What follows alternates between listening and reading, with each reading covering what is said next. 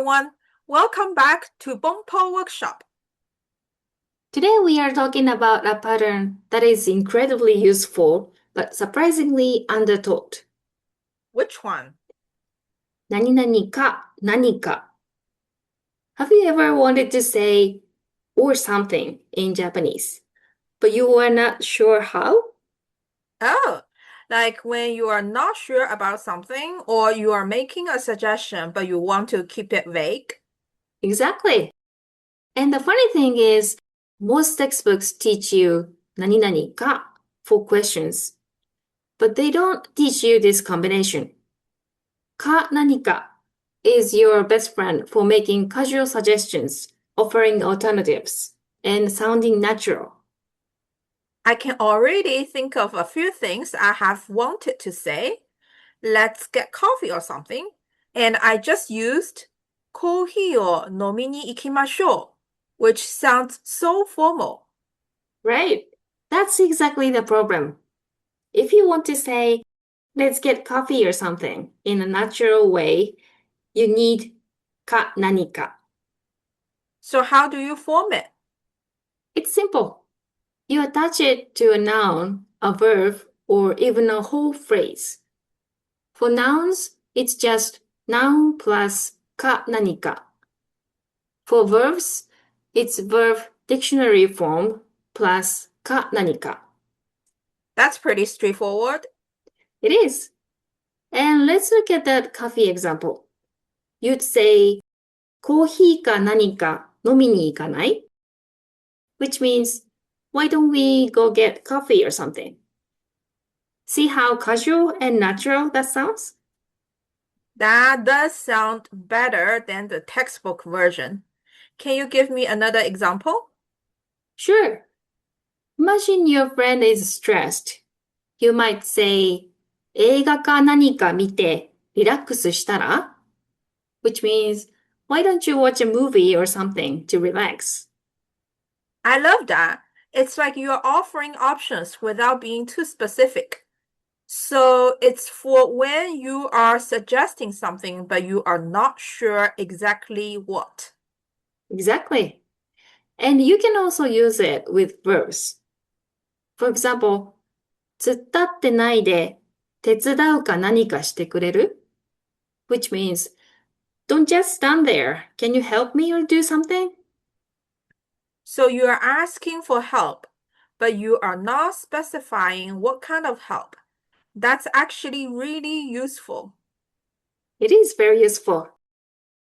Another example, 映画を見るか何かして時間を潰そう。 Let's kill time by watching a movie or something. It's very casual. That's important to remember. You wouldn't use this in a formal business meeting. But with friends, family, or colleagues you're close to, it's perfect. What about the nuance? Is there any difference between using 何々か何か and just using 何々とか? That's a great question. 何々とか is for listing examples. You say コーヒーとかお茶とか to list coffee and tea as examples. 何々か何か is more vague. It says or something when you are not sure exactly what. So if I say コーヒーか何か, I'm not sure if it's coffee or maybe tea or juice. But if I say コーヒーとか, I am saying coffee and other things like it. Exactly. 何々か何か is for uncertainty. 何々とか is for examples. That's the key difference. Can you give me a few more examples so I really get it? Of course. 彼は剣道か何かやっていたらしい。I heard he used to practice kendo or something. この箱、向こうに持っていくか何かして。Can you move this box over there or do something with it? お茶か何かある? Do you have any tea or something? 時間があるから食べるか何かしよう。Since we have time, let's grab something to eat or do something. Can you use it with e adjective or not adjective? Yes, but it's less common. Let's say you see a store with people in line and wonder what's the reason. And you could say, 安いか何かじゃない? It's because it's cheap or something. Exactly.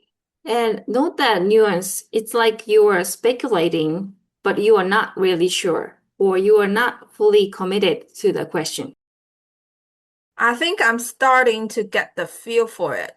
It's very casual, very vague, and very useful for everyday conversation. That's it, exactly. It's a pattern that makes you sound much more natural and less textbook-like. And the best part is, once you start using it, you notice it everywhere in Japanese media. So my challenge for viewers is to try using it this week. When you are making plans with a friend, instead of saying コーヒーを飲みに行きましょう, say コーヒーか何か飲みに行かない and see how it feels. And if you're not sure, remember the core idea.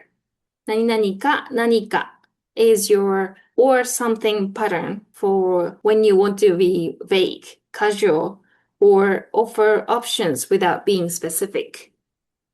That's a great way to remember it. Thank you for breaking this down. My pleasure.